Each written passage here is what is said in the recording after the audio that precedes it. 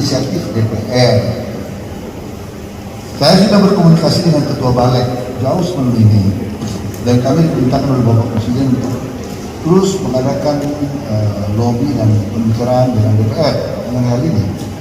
Dan kita harapkan, memang kemarin akhir tahun lalu ini sudah mau diselesaikan, tapi karena masih ada sedikit ganjalan yang terafraksi, kita harapkan masa sidang yang akan datang DPR sudah dapat mengesahkan ini sebagai usul DPR dan nanti dikirim kepada Presiden untuk surpres. Presiden tentunya akan mengirim surpres menunjuk menteri yang akan menindaklanjutinya. Kami pemerintah sudah sangat siap untuk menindaklanjuti rencana undang-undang ini.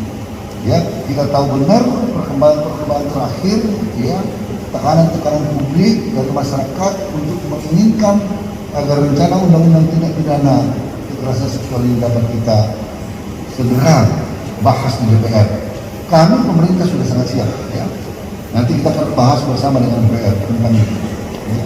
Kita dorong teman-teman di DPR. Saya dapat informasi DPR juga sudah siap nanti di masa sidang mendatang akan mengesahkan ini sebagai usul inisiatif DPR. Terima kasih.